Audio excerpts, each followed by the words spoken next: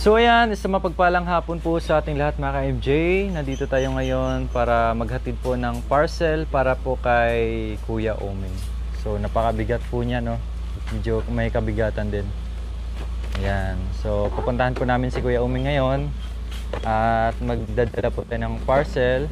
Galing po yan kay Nanay Mia from USA. Yun.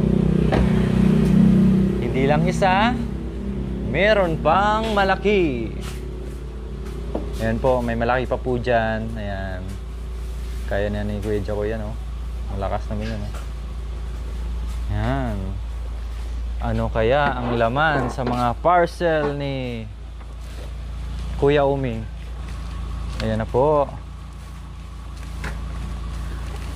Yun, kasya. So, sa ngayon mga ka-MJ, itong dalawang parcel bibigyan natin kay Kuya Oming. Hindi rin po namin alam kung ano po yung laman niya. So may pagkakataon tayo ngayon na bisitahin si Kuya Oming kasi hindi po kami umakyat sa bundok po ngayon. At nagpapahinga pa po si Madam Lori, no? Kasi medyo masama yung kanyang pakiramdam. Nagpahilot, nagpahinga ng konti. Tapos bukas na naman po, balik bundok na naman po tayo.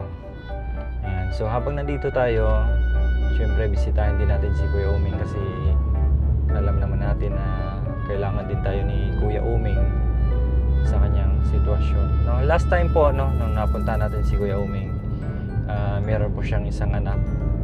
Kaya lang po, ilang taon lang din po na hindi niya nakita. Kasi ang kwento noon sa may nakausap kami sa mga isa sa mga kamag-anak po ni Kuya Oming ay si Kuya Oming may asawa po. Ang problema, namatay. Ayun, parang naano din si Kuya Oming, nalungkot din, na-stress din siya. Kaya ganyan din po yung nangyari sa kanya. So ngayon, yung anak ay matagal niya na rin pong hindi nakikita. Mapait din yung karanasan sa buhay ni Kuya Oming. Pero ganun nga, napakabait ni Lord dahil may mga tao siyang ginawang instrumento para tulungan yung mga taong ganyan. So kaya nandito tayo ngayon para kahit papaano po ay alalayan natin si Kuya Oming, no? Bigyan ng pagkain, ng cash kasi siya lang naman din po mag-isa. Yan yung driver natin, si Manila Boy.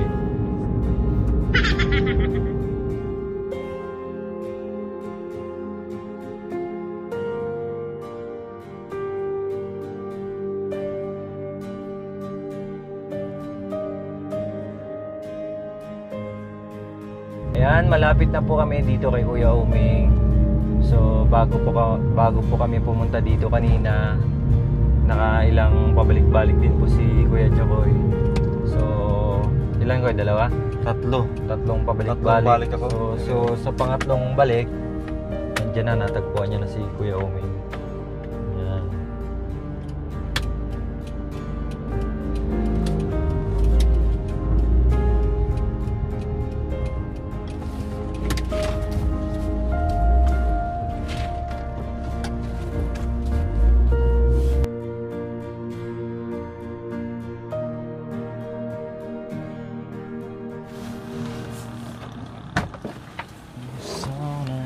So right mga ka-MJ, nandito na po kami ngayon sa bahay ni Kuya Oming. Uunahin po natin itong malaking parcel para kay Kuya Oming. Yan, mabigat din siya. Ano kaya laman ito? Yan, kaya thank you very much po talaga, Nay Mia, no, sa isa rin si Kuya Oming sa nabigyan din po ng parcel. Kaya tara mga ka-MJ, let's go! Lamesa siguro yan. May lamisa na si Kuya Oming. Hello, Kuya Oming! Magandang hapon! Ayan, So yung mga kambing, oh. Sino na si Kuya Oming? Ayan, very good. Naabutan natin naglilinis si Kuya Oming. Nagpupunas din. At least, Koy, sa gabay ni Madam Lori, ay natututo rin si Kuya Oming. Kaya tara, pasok tayo.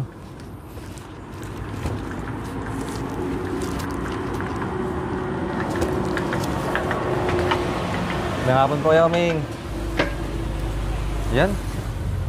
Nagpupunas pa rin kayo. Oh, Kuya! Kumusta po kayo?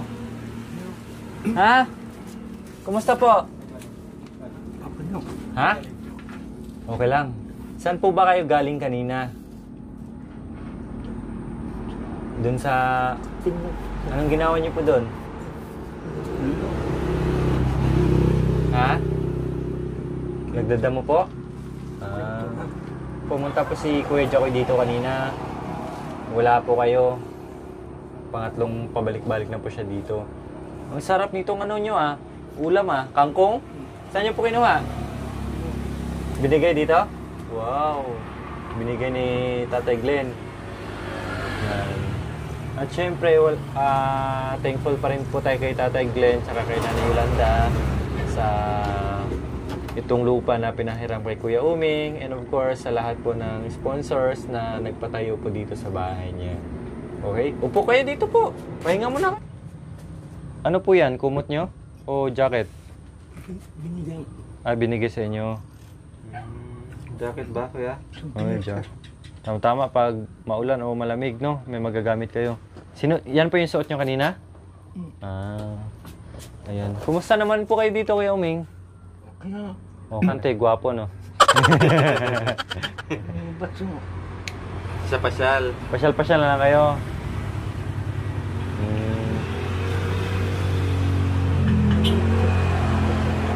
Ha? Pasindi-sindi na lang kayo. Yan, tama yan. Ang laki ng sugat nyo, Kuya Uming, napansin ko lang. Na paano po yan? Parang may tahi pa po, Sa talahib. Sa talahib? Bakit tinahi po? Ha? Sugat. Bago lang po yan? Matagal na.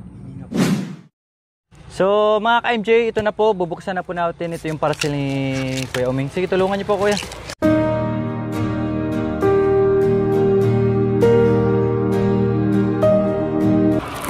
Ang laki nito. Ano kayong laman nito, Kuya? Wala niya po. Hula nyo? Ha? Hula lang? Ha? Hindi nyo mahulaan? Ayan na. Alam na, alam na. Ano po yan? Ha? Gusto niyo po ng ganito? Tingnan natin para hawakan niyo po yung karton. Teka mo kayo.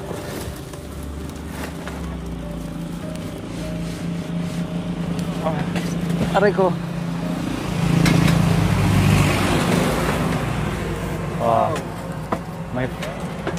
May folding bed na po kayo.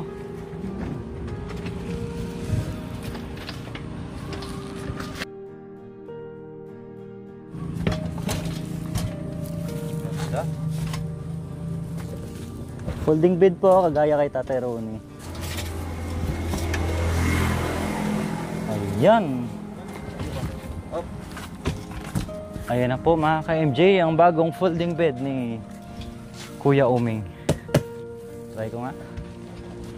Ay, sarap ng buhay. Kung siya'y aking nalalanghay, akala ko ay mundo ay wala nang katapusan. Sabok pa kami nga. Subok nyo nga po. Kung hindi matibay.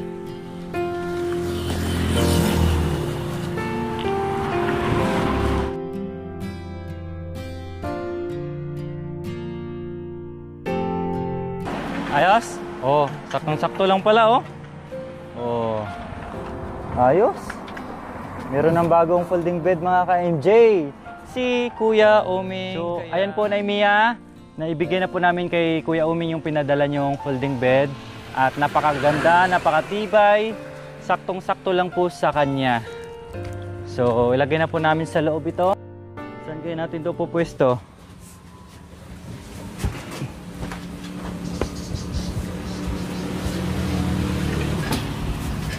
Tayo po natin.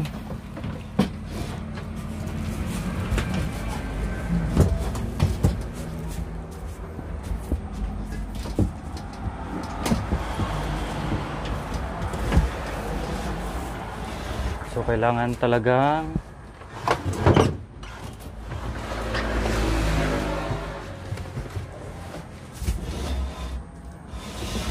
tanggalin. Kailangan talagang tanggalin.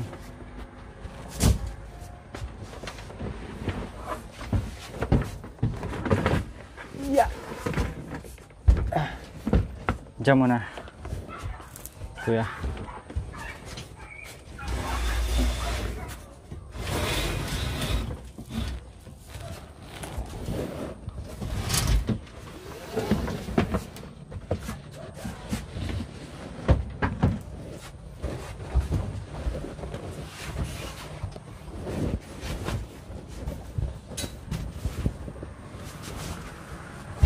Aray ko! Kita eh.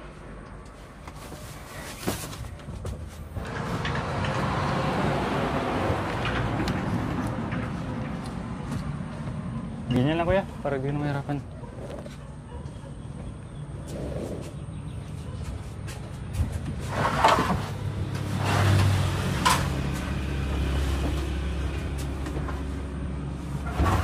So mga ka-FJ, ganito na lang po yung pamaraan na ginawa namin para magkasya. Yung folding bed dito po. Tamang-tama po kasi nandito po yung bintana, no? Para kung gusto magtanaw-tanaw ni Kuya Uming dyan, nandyan na po kaagad.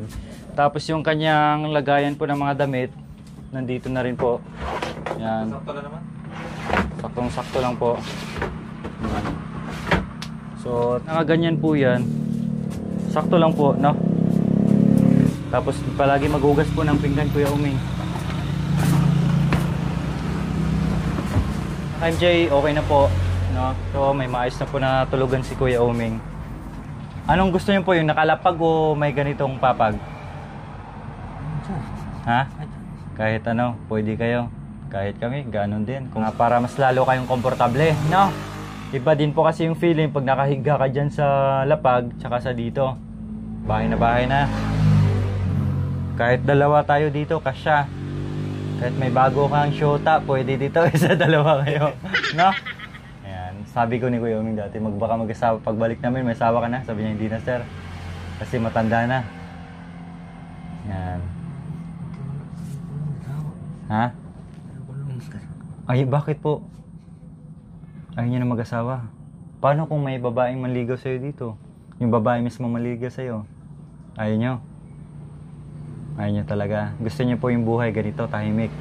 Yung wala kang iniintindi, no? Walang obligasyon.